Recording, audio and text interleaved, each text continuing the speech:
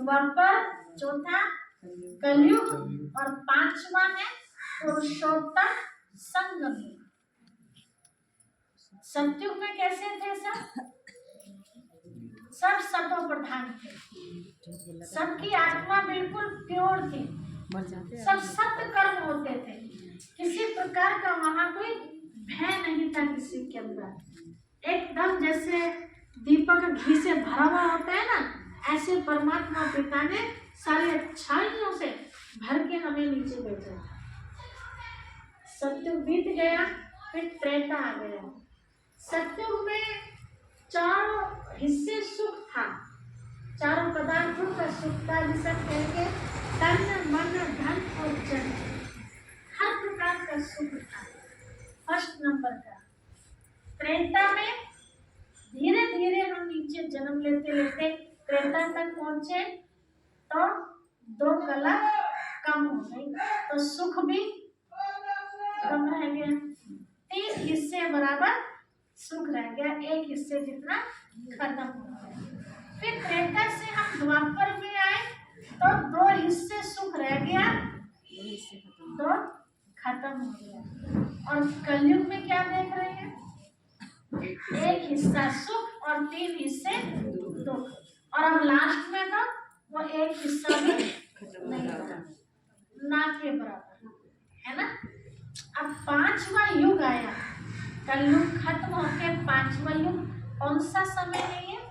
जब स्वयं पिता परमात्मा धरती पर आते हैं, तो आकर के फिर से जैसे दीपक होता है ना, दीपक में घी खत्म हो गया जलते जलते, तो दीपक ज्योत टिमटिमाने लगती है, लेकिन वापस उसमें दोबारा से आप घृत डाल दो तो ज्योत दोबारा से जल जाती है ना। तो ऐसे आत्मा रूपी दीपक में धीरे धीरे घी क्या हो गया? खत्म हो गया।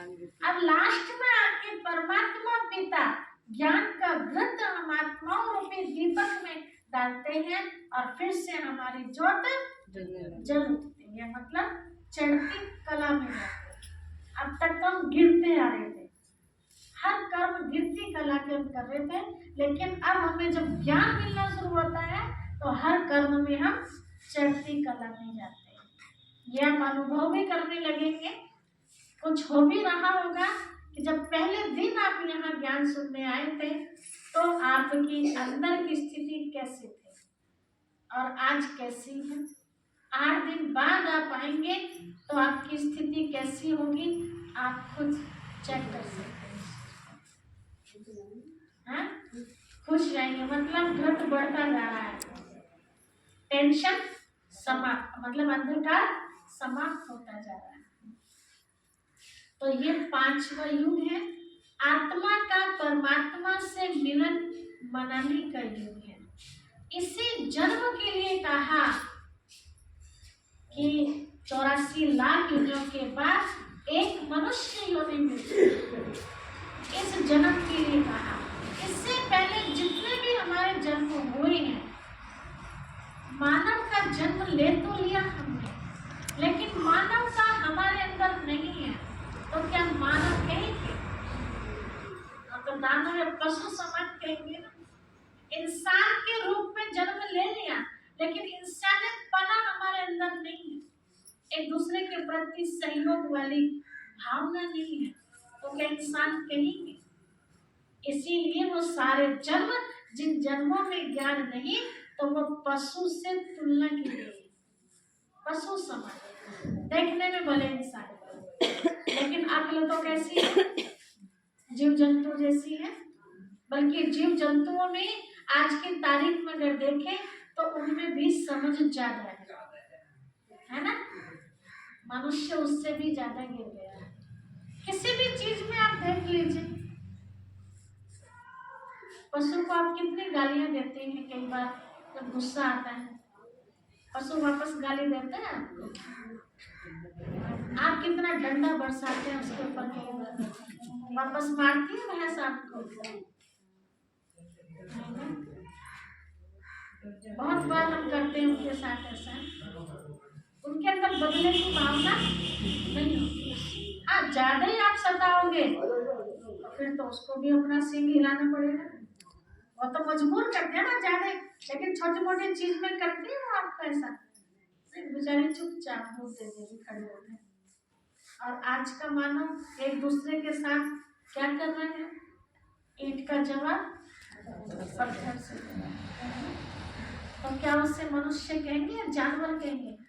जानवर भी इस तरह से नहीं लड़ते आपस में, एक खोर पर खा लेते हैं खड़े होकर, और मनुष्य कैसे लड़ रहे हैं? तो बताइए समझदार कौन है? हाँ जी, मनुष्य जानवर है? आज के टाइम तो जानवर समझदार है। मनुष्य क्या खान पीन कर रहा है सबके लिए तो नहीं कहेंगे, लेकिन ज्यादातर, और जानवर क्या खा रहे हैं? कुछ चीजें ऐसी हैं जो मनुष्य इतने शौक से खाता और जानवर उसको सूंघता भी नहीं। कौन सी चीजें वो? राक्षस वाली चीजें है ना, तम्बाकू है, भांग है ना, आपकी दारू है, सिगरेट का धुआं है ना, चिकन है, मांस का टुकड़ा है। डाल के देखो जरा जानवरों को, भैंस को, अपनी गाय को, बैल को, नहीं है ना, मनुष्य खा रहे। तो समझदार कौन निकला? जानवर ही है ना। तो इसीलिए भगवान को भारत के अंदर तो क्या पूरे दुनिया में अलग अलग नामों से भगवान को याद किया। तो नेपाल के अंदर एक मंदिर है, वहाँ भगवान का नाम रखा पशुपतिनाथ। मतलब पशुओं जैसे जो मनुष्य हो उससे भी बदतर हो गए हैं, भगवान उनको भी आके देवता बनाता है, छोड़ता नहीं है, घृणा नहीं करता। हमें एक दूसरे से घृणा आ जाती है कि इतना बुरा व्यक्ति है, हमें मतलब नहीं रखता, लेकिन भगवान ऐसे कहेगा, उसको भी अच्छा बनाने की पूरी मेहनत करते हैं, किसी को भी निमित्त बना करके। तो आज का जो समय है हमारा, जब हमें ज्ञान मिल जाता है तो यही हमारा जीवन मानव का बनता है, और मानव से फिर हम देव मानव बन जाते हैं।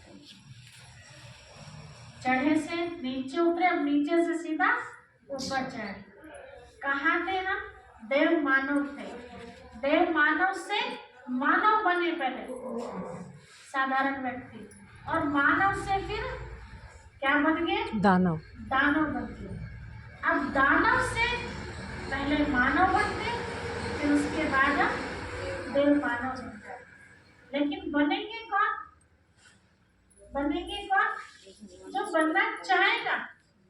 अब ऐसे तो नहीं कि भगवान जी सब पे हाथ घुमा देंगे और तथास्तु बन गए सब, फिर तो सभी ना राजा रानी बन जाएंगे।